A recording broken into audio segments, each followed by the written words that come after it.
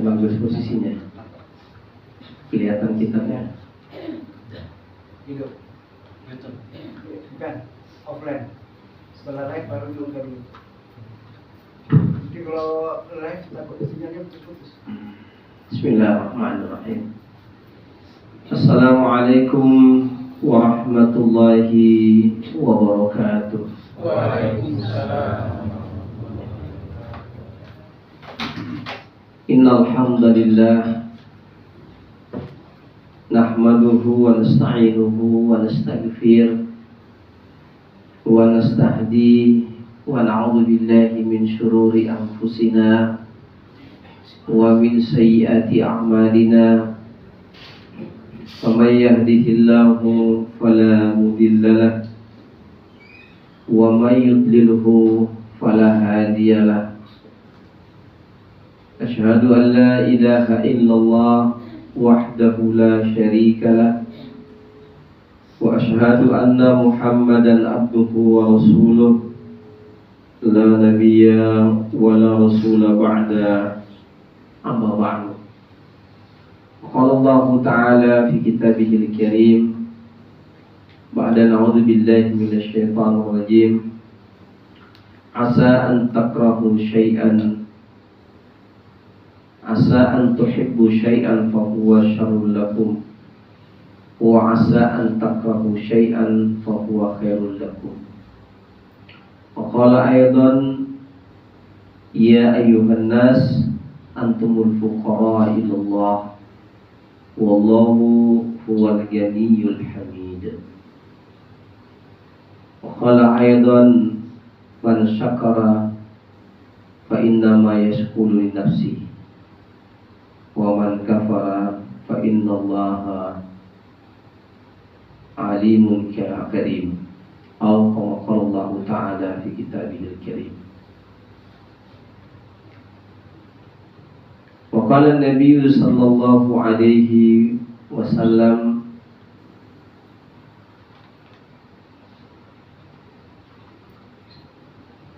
al-mal salih fil mar'ati salih. Wa qala Nabi sallallahu alaihi wasallam amma ba'du. Para hadirin sidang jamaah yang dirahmati Allah Subhanahu wa taala. Alhamdulillah, kita patut bersyukur kepada Allah Subhanahu wa taala bahwa malam hari ini kita ditempatkan oleh Allah di satu majelis yang mulia, majelis yang disukai oleh Allah Subhanahu wa ta'ala, majelis ilmu, majelis zikir, majelis salawatan. Mudah-mudahan Allah senantiasa adakan kita di tempat-tempat terbaik sampai akhir hayat kita. Salawat dan salam kepada baginda Rasulullah sallallahu alaihi wasallam. Allahumma salli ala Sayyidina Muhammad wa ala ali Sayyidina Muhammad. Para hadirin wal hadirat jamaah majelis zikir yang dirahmati Allah,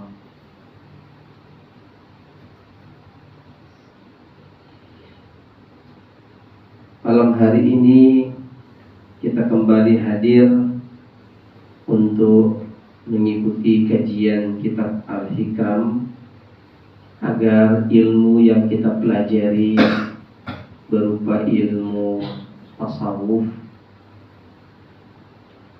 dan kita mengamalkan thariqah ilmu zikir, sehingga apa yang kita pelajari, yang kita amalkan dalam ilmu zikir ini mendapatkan arahan-arahan dan akan menguatkan amaliyah-amaliyah kita setiap saat, setiap waktu, setiap hari.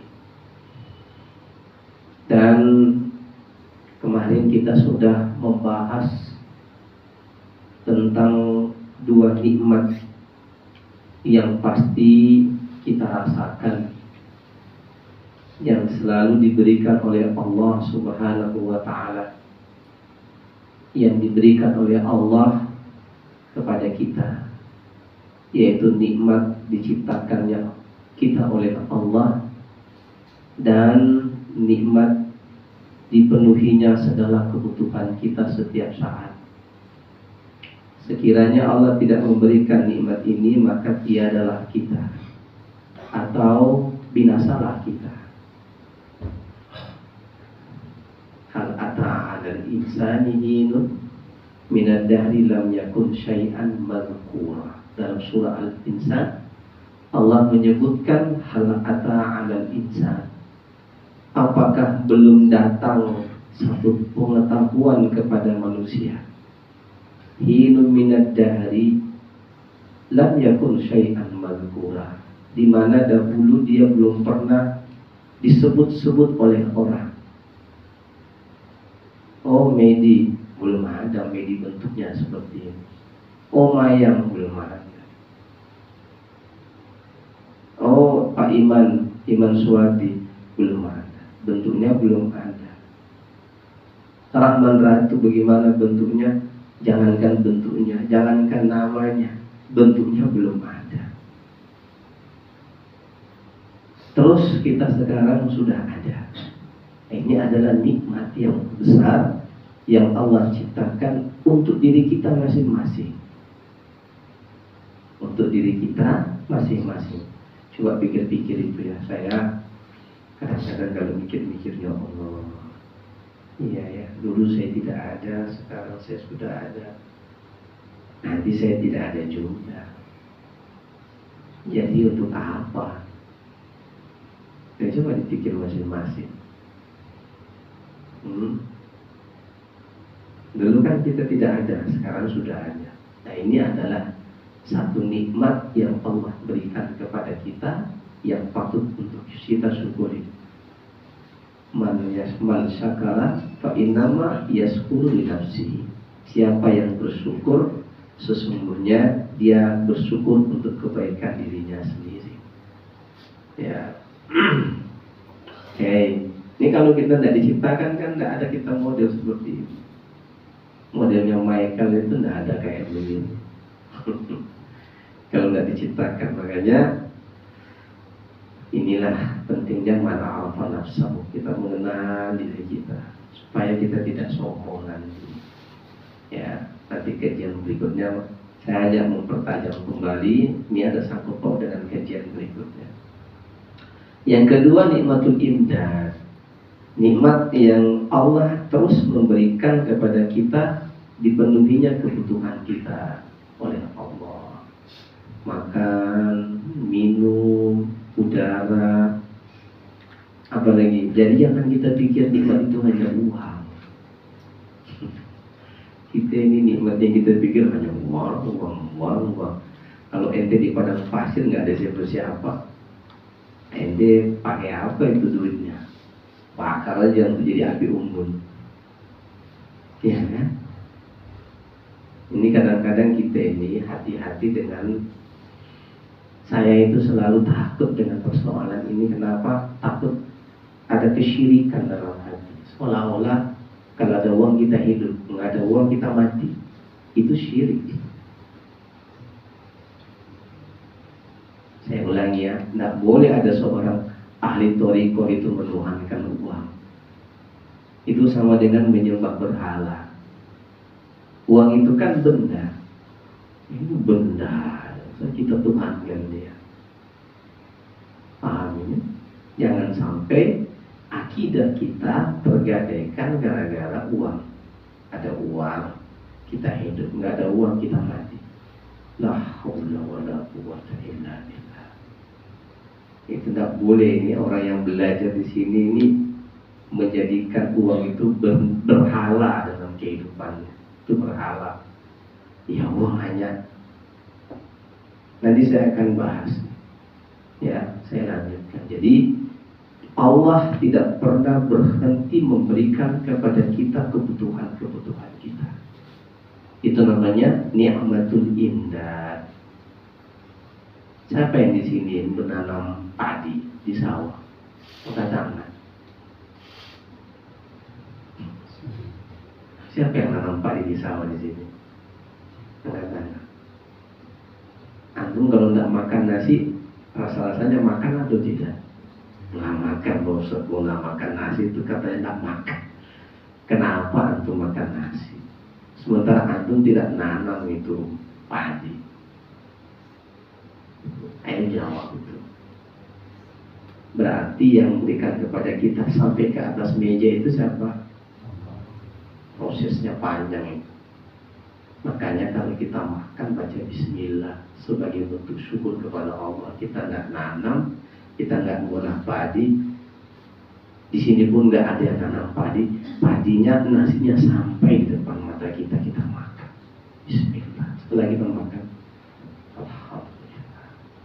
Itu kita memuji Allah dan berterima kasih kepada Allah bahwa Allah memenuhi semua kebutuhan-kebutuhan kita.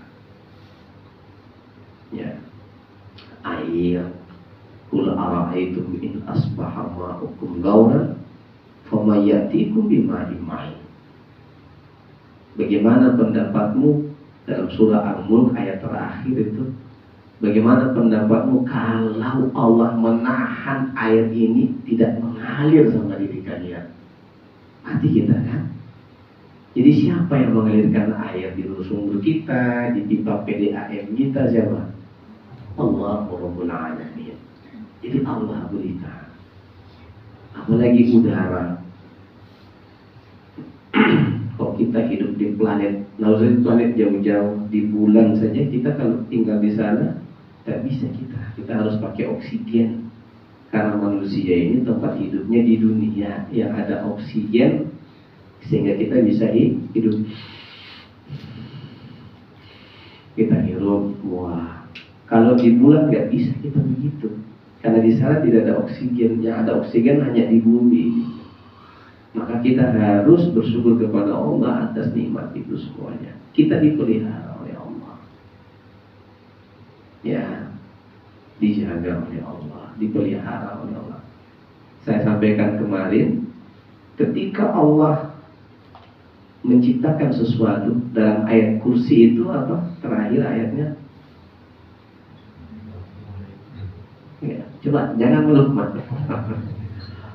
Wala yuhituna bi syai'in min ilmihi illa bima syaa. Wasi'a kursiyyus samawati wal ardi wa la ya'uduhu. Itu dia hebat. Wa la ya'uduhu hifzuhuma wa huwal aliyyul azim. Dan Allah tidak lelah menjaga alam semesta ini. Tidak capek, tidak lelah, tidak istirahat, tidak lalai. Wala ya'uduhu hifzuhuma. Menjaga langit bumi, semua makhluk dijaga oleh Allah. Wa huwal aliyyul azim. Dia maha tinggi dan maha agung. Makanya ketika turun itu ayat kursi, berguncang itu setan iblis punya kerajaan. Karena malaikat Jibril memikul ayat itu bersama 70.000 malaikat turun ke bumi menyerahkan kepada Rasulullah. Maka siapa yang membaca ayat ini dengan penuh keimanan dan keyakinan, Allah akan jaga hidupnya abadan abadah, selama-lamanya. Ya. Oke, ini dua nikmat. Nikmat Allah ciptakan kita. Maka kalau Allah ciptakan jasad ini, jaga, ya. Sudah saya jelaskan kemarin kan, tinggal diulang-ulang aja. Saatnya istirahat tidur, saatnya bekerja, dan seterusnya. Baik, kita lanjut pada kajian berikutnya. Kajian yang 100, langsung saya lompat aja karena kajian yang kemarin. Bismillahirrahmanirrahim. Mari sama-sama kita kirimkan satu Fatihah untuk penulis kitab ini, Syekh Ibnu Athaillah As-Sakandari. Ila hadratin Nabi Muhammadin Mustafa Rasulullah sallallahu alaihi wasallam wa ila ruhi Syekh Ibnu Athaillah As-Sakandari. Syaulillahi wa lahumul Fatihah. أعوذ بالله من الشيطان الرجيم بسم الله الرحمن الرحيم الحمد لله رب العالمين الرحمن الرحيم مالك يوم الدين إياك نعبد وإياك نستعين اهدنا الصراط المستقيم صراط الذين أنعمت عليهم غير المغضوب عليهم ولا الضالين. قال المؤلف شيخ ابن عطائية السكندري في كتاب الحكم العطائية في الحكمة 100 ما قاتك لك ذاتية وورود الأسباب مذكرات لك بما خفي عليك منها والفاقة ذاتية لا ترفعها العوارض. مرة ثانية sekali lagi.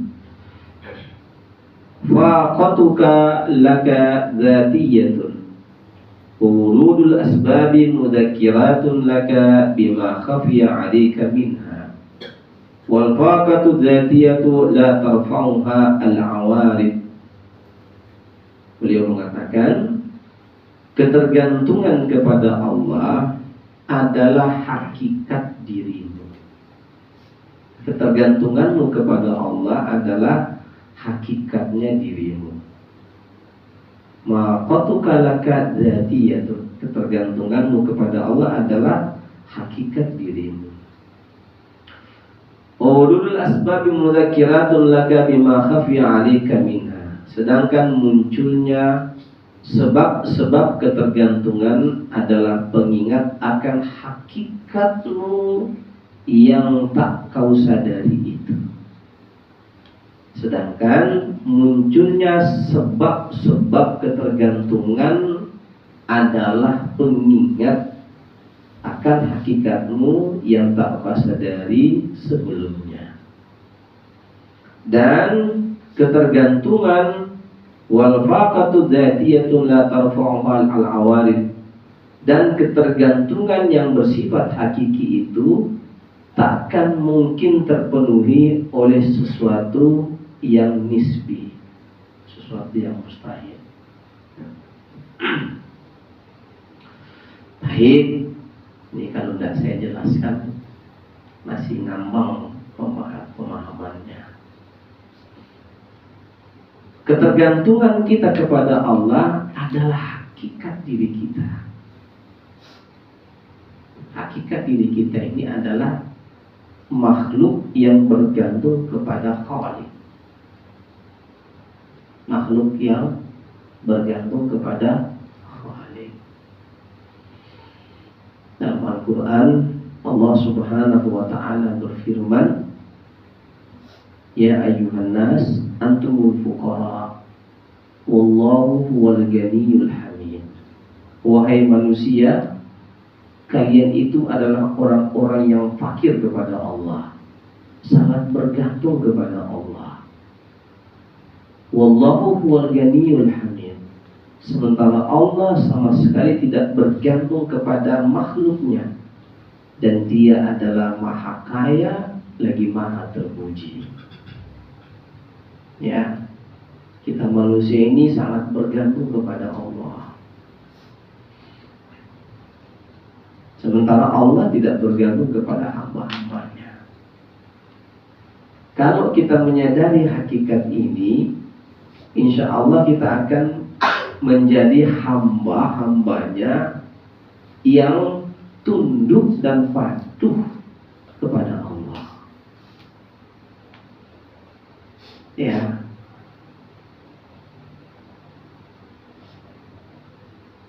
Kalau kita menyadari betul diri kita ini sangat bergantung kepada Allah, maka kita tidak akan muncul dalam diri kita kesombongan.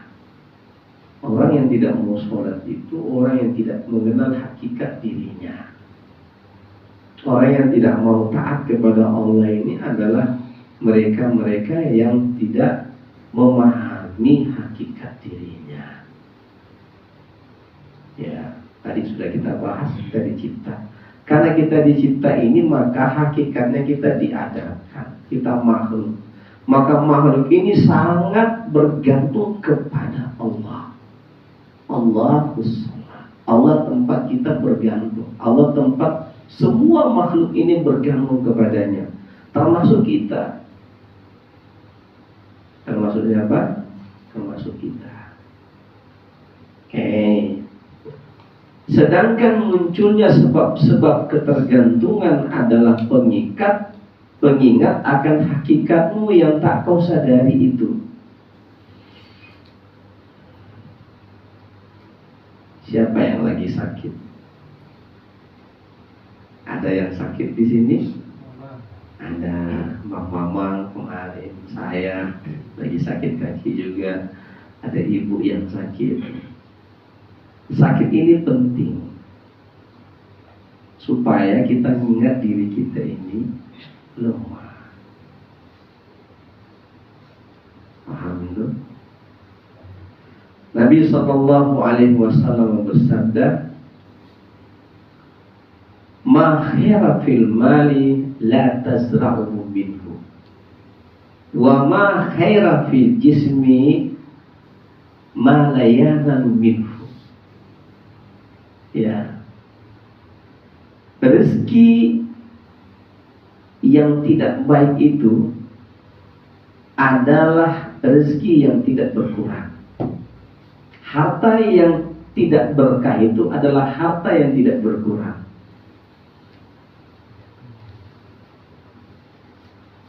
Kata Nabi ini, bukan kata Ustaz ini. Tidak ada kebaikan pada harta yang tidak berkurang. Dan tidak ada kebaikan pada jasmani yang tidak sakit. Bingung Mama ya? Ya. Harta kalau tidak berkurang, tidak ada akan berkah. Ya. Alhaakumut takatsur hatta zurtumul maqabir. Kamu hitung terus hartamu, gak mau dikurangi. Ya, berkah gak? Hatta zurtumul maqabir, sampai kamu mati ke liang lahat. Gak ada guna hartamu. Kamu bawa enggak? Bawa enggak? Nah, caranya supaya kita punya harta, kita bawa sampai ke liang lahat. Kasih anak sedekah, kasih istri sedekah, kasih emak sedekah. Itu namanya harta yang berkah, tapi dikurangi mesti. Tidak boleh paham Bang. Jadi tidak ada harta benda, mal, tidak ada keberkahan kalau dia tidak dikurangi. Yang tersisa itulah yang berkah. Dibagi-bagi semuanya. Ya, kosongkan kamu punya dompet dengan bersedekah. Terisi lagi itu. Demi Allah saya bersumpah, saya tidak main-main. Itu amalan saya. Saya sendiri kaget. Saya kurangin terus uang saya di dompet.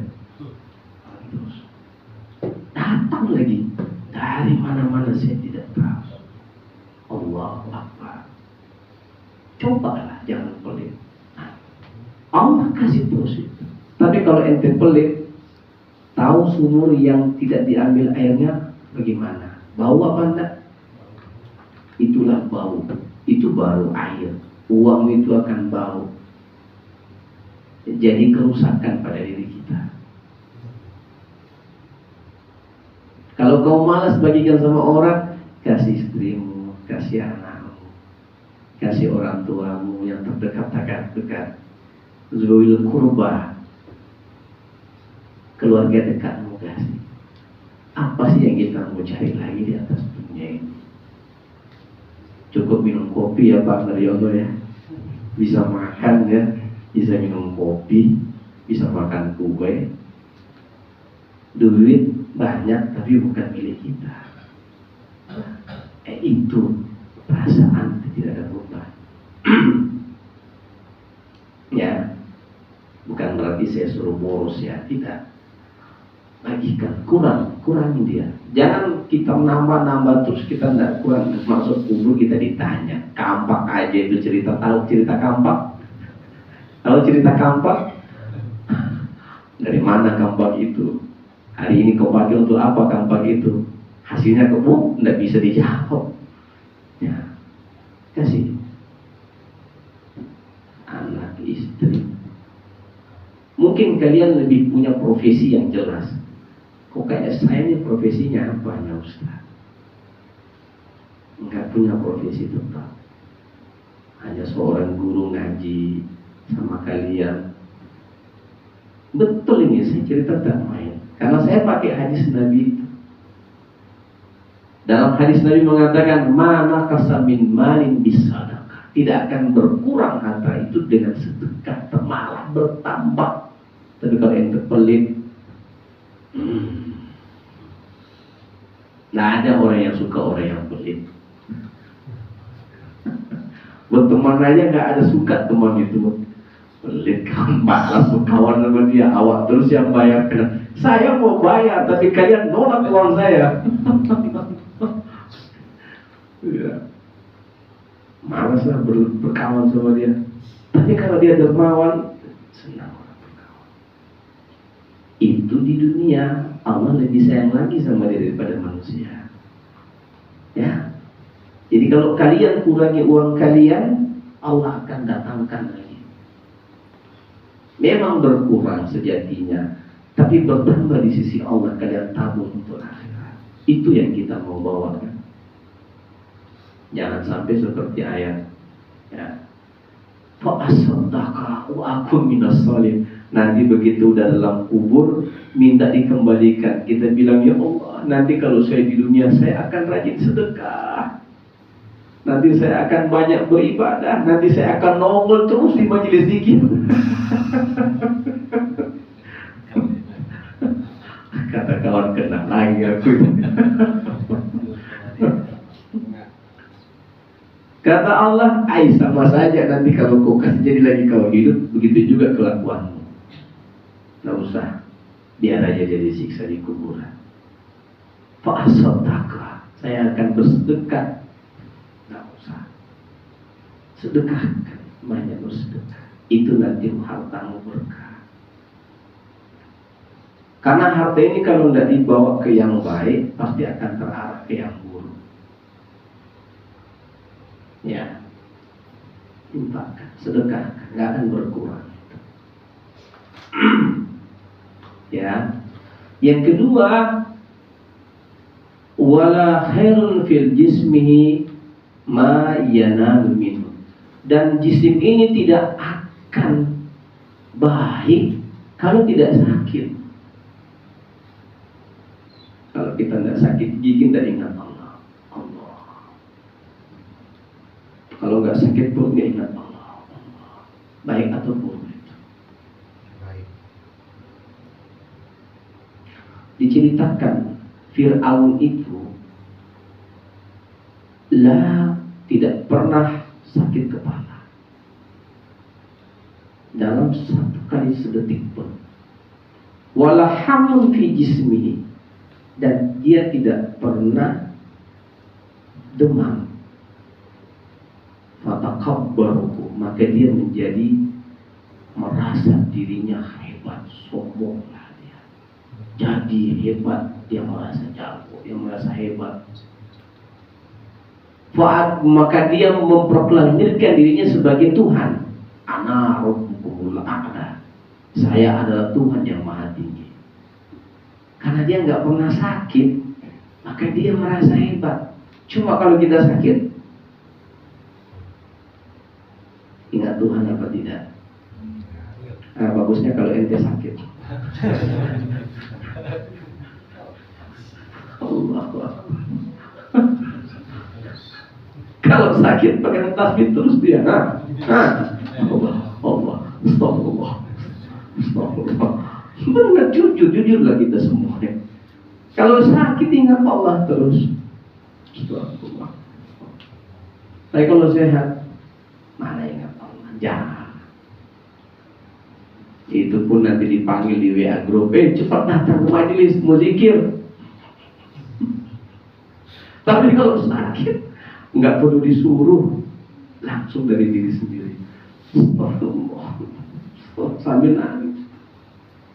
Maka Abu Darda itu senang kalau dia sakit daripada sehat. Sahabat Nabi Sallallahu Alaihi Wasallam. Karena kalau dia sakit, itu tanda Allah sayang sama dia. Bukan sakitnya, tapi hikmah di sebalik sakit itu dia ingat Allah, ada kebaikan di situ. Makanya asa antakrahu syai'an fa huwa khairul lakum. Terkadang ada sesuatu yang kita tidak benci, tetapi ada kebaikan di situ. Maka ulama ahli hikmah mengatakan sakit yang membuat engkau dekat dengan Allah itu lebih baik daripada engkau sehat yang menjauhkan engkau dari Allah. Pilih mana? Sakit.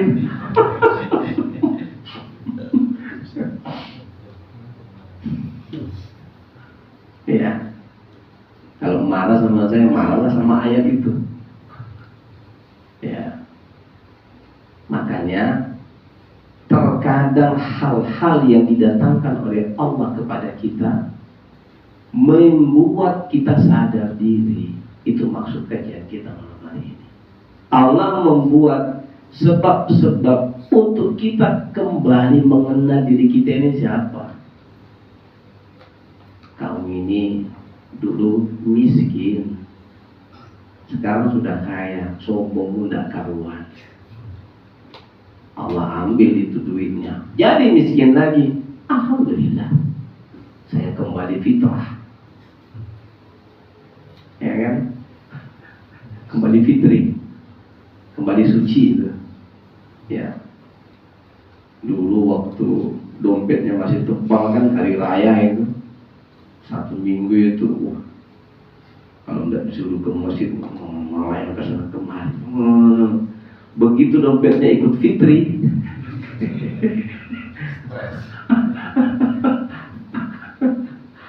jadi sebab-sebab itu kata beliau ada hikmah yang terkandung di dalamnya yang membuat kita kembali sadar, saya ini lemah, saya ini butuh Allah. Rupanya saya ini tidak punya apa-apa. Dulu waktu kita masih kuat, masih muda kan, kayak usia 20 tahun, main badminton itu jagoannya. Sekarang saya baru main tadi malam udah sakit ini lutut. Ya Allah, sadar diri. Rupanya kita akan kembali lemah. Kita akan kembali lemah lagi. Supaya kita sadar, kamu itu jangan sombong. Kala innal insana layatudha. Karena manusia ini merasa dirinya hebat, datang kesombongan pada dirinya sehingga dia sholat pun tidak, puasa pun tidak, jangankan zikir, jangankan menuntut ilmu, jangankan bersedekah, sholat aja tidak. Makanya Allah kasih sakit baru kapok tuh. Saya tak kapoin itu. Kapoin itu maksudnya kapoin baik, supaya itu datang sakit kan, alhamdulillah ente sakit dalam hati saya, alhamdulillah ente sakit, supaya ente kenal jalan menuju Tuhan. Nah kita bimbing, kita arahkan, alhamdulillah. Berarti di sebalik sakit itu ada hikmah yang dikandung oleh Allah agar kita menjadi baik. Ya. Yang kedua, kita ini juga memang mesti sakit. Sebab kalau tidak sakit, tidak flu, banyak sekali udara yang tidak baik masuk. Bahkan kalau kita bersin, kita ucapkan apa? Kenapa kita mengucapkan alhamdulillah? Kenapa Mama ya? Mengeluarkan zat-zat yang kotor gitu. Ketika Nabiullah Adam diciptakan, yang dia lakukan pertama bersin, dia memuji Allah. Kenapa? Karena ketika orang bersin itu mengeluarkan sesuatu yang tidak baik dari dirinya, hal-hal yang penyakit keluar, maka dia harus bersyukur kepada Allah. Alhamdulillah. Di sebalik jatuh miskin. Nah, kalau kita misalnya berdagang, dulu kita hasilnya banyak ini, susah betul say hello sama Ustaz. Susah betul. Assalamualaikum Pak Ustaz. Nah, ada lewat. Nanti Ustaz pasang. Ceng. Oh ya Pak Ustaz. Ya. Begitu Allah kasih tak jatuh, baru kita ingat, ya Allah, bukakan pintu rezeki. Allahumma inni as'aluka ilman nafi'an wa rizqan thayyiban wa amalan mutaqabbalan. Diamalkan terus, dizikirin, ya Fattah, ya Razzaq, ya Fattah, ya Razzaq. Kita ingat Allah.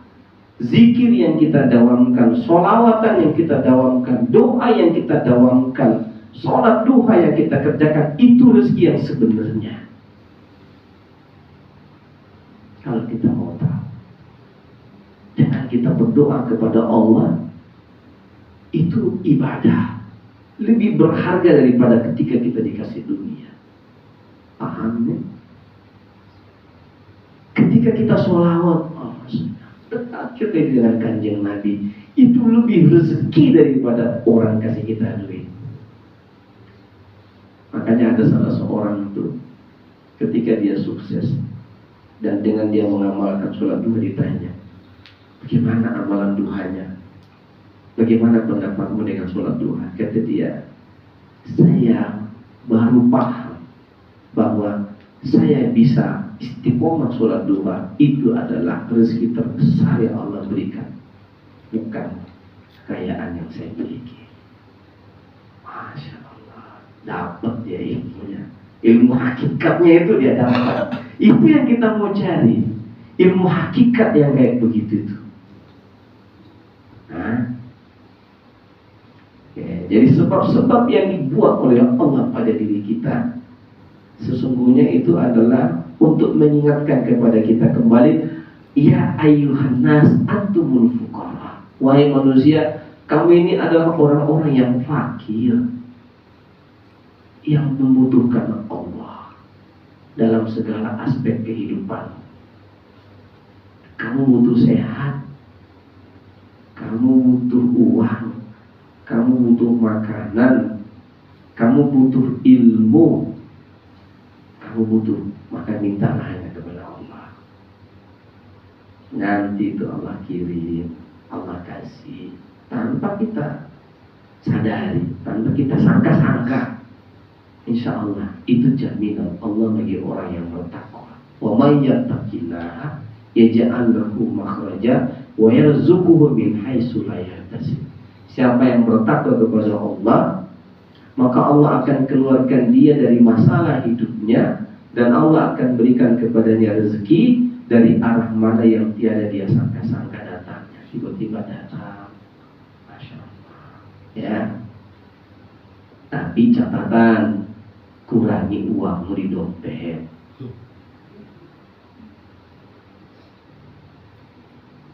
Tanya sama mama ya, benar nggak?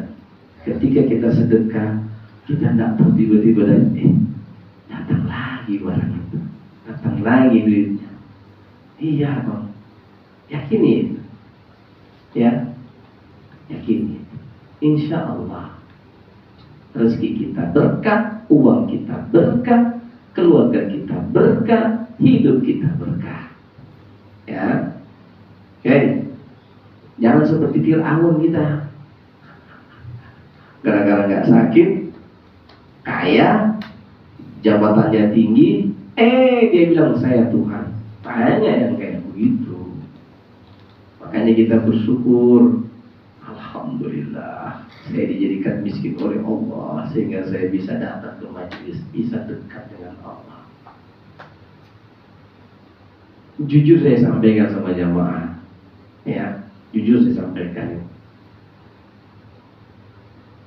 Saya minta sama Allah itu, kalau ini uang membuat saya lupa kepadamu, ambil, kurangi. Memang saya kurang, takut saya. Ada duit di dompet itu hanya berapa? Di ATM paling hanya 100.000, 200.000. Datang, store lagi. Kemana-mana dah tuh. Uang segar. Saya bukan riak wala sum'ah, wala riak wala sum'ah, tidak. Tapi anehnya setelah itu, wah ini kata Pak Yai. Saya dengar Pak Kiai yang ada kepala mursyid, siapa yang di Jawa Barat, siapa ya? Siapa mana? Yang tinggal di bawah lereng gunung itu. HP dia aja nggak punya. Yang dia punya amalan itu murid-muridnya puasa muti itu 40 hari. Puasa bicara juga nggak boleh, tidak bicara mereka siapa? Buya siapa? Bukan. Ada satu itu. Buya Mufassir. Buya Mufassir. Dia punya nasihat. Ya, kurangi uangmu di dompet. Bagaimana mau diisi itu kalau masih ada isinya?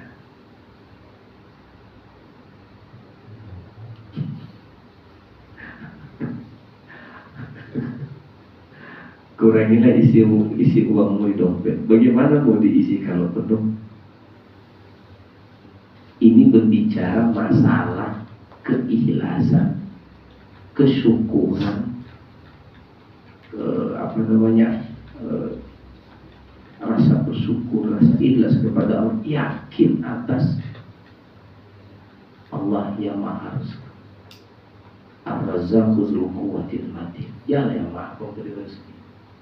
Makanya kan kita sudah bahas kemarin bahwa kita diciptakan oleh Allah. Setelah Allah ciptakan kita, jangan takut, Dia pasti jaga. Semut aja dijaga sama Allah, apalagi kita ini. Asal kita jaga betul hubungan kita dengan Allah, Allah pasti jaga kita. Kadang-kadang ini ragu-ragu, apa iya kata Ustaz, berendah. Saya kalau ngomong, saya tidak mau testimoni orang lain, saya testimoni diri saya sendiri. Maka kalau saya ngomong itu, saya bicara faktual, diri saya yang saya sampaikan, bukan untuk riak, sebagai pembelajaran. Ya, yakin aja. Tadi juga itu kalau sakit misalnya, kita demam itu baik bagi kita. Dengan demam ini mengatur kembali metabolisme tubuh kita. Karena kita terlalu sibuk aktivitas tanpa kita istirahat. Tidak ada istirahatnya kita kerja. Allah kasih kita ente sakit kita demam, kenapa kita di tempat tidur? Baik bagi kita nggak? Kalau kita nggak sakit, mana kita mau berhenti bergerak? Benar ya? Dengan kita sakit, istirahat, badan kita istirahat, ngasuh. Jangan terlalu diposin, nanti harus istirahat. Istirahat kita, nggak bisa kita lawan kehendak Allah. Dan kita main badminton itu kan buat supaya sehat. Tapi karena banyaknya aktivitas kita siang dan malam, Allah kasih kita sakit supaya istirahat, supaya setelah sakit kita bisa kuat lagi bekerja. Paham ini? Itu tadi hadisnya Nabi. Kalau marah sama saya, marah sama Nabi, dosa kita. Kan saya ngomongkan Rasulullah yang sampaikan. Oke, dan terakhir. Dan wal faqatu dzatiyatun la tarfa'u fil al-awarid, dan ketergantungan yang bersifat hakiki itu tak akan mungkin pernah terpenuhi oleh sesuatu yang nisbi. Makhluk ini tidak mampu untuk menjaga kita. Ustaz ini, guru ini tidak mampu menjaga itu. Guru ini tidak bisa berikan kamu hidayah. Guru ini tidak bisa ngajarin kamu ilmu, masukkan ilmu di otak kita, di hati kita, tidak.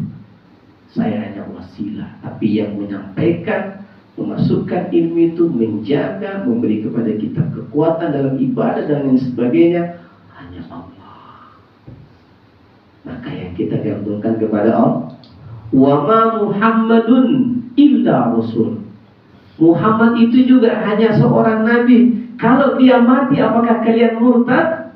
Makanya Umar marah ketika disebut wafat, telah wafat Rasulullah. Umar angkat dia punya apa? Tongkat. Siapa yang bilang Rasulullah wafat, saya akan pukul dia dengan tongkat ini. Rasulullah tidak wafat. Dia hanya pergi ke gunung sebagaimana dia hanya pergi sesaat, sebagaimana Nabi Musa alaihissalam hanya pergi sesaat untuk menerima wahyu. Begitu keluar dari rumahnya Rasulullah, Abu Bakar membaca ayat, wa ma Muhammadun illa rasul qad khalat min qablikum rusul afa imata aw inqalatum ala aqabikum ad-dini. Muhammad hanyalah seorang rasul, sama dengan rasul-rasul sebelumnya. Apakah kalau dia mati, kamu akan murtad dari agamanya? Terduduk Umar langsung menangis dia. Seolah-olah, kata Umar bin Khattab, seolah-olah saya baru mendengar ayat ini setelah dibaca oleh Abu Bakar As-Siddiq. Maka dia langsung menerima kematian Rasulullah SAW. Demikian juga Guru Min. Kalau Guru Min mati, apa kamu lagi mau berlari ke belakang tidak mengamalkan ilmu zikir ini? Nah, gitu.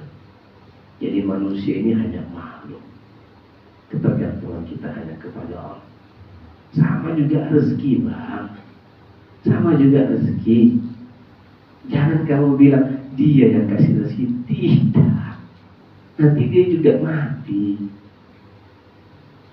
Oh, si pola, jangan gadekan akidah kita kepada makhluk Allah. Mereka ini hanya wasilah yang mengantarkan rezeki kita sampai di hidangan kita, sampai kita makan itu nasi. Amin. Belajarlah di hadapan meja makan itu. Begitulah rezeki kita.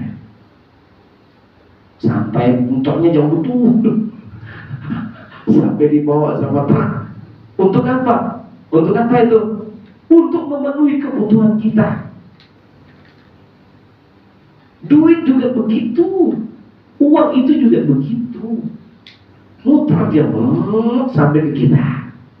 Begitu sampai ke kita, kita pergi makan bakso di tempatnya Pak Waria. Uang itu pindah tangan lagi ke Pak Waria. Pak Waria butuh lagi beri daging besoknya, pindah tangan lagi uang itu sama penjual daging. Begitu putarannya. Nah, ini gadekan, jangan gadekan lagi kita sama makhluk. Tetap tertuju kepada Allah, supaya kita selalu mengucapkan Alhamdulillahirrahmanirrahim. Segala puji bagi Allah yang telah memberikan saya nikmat.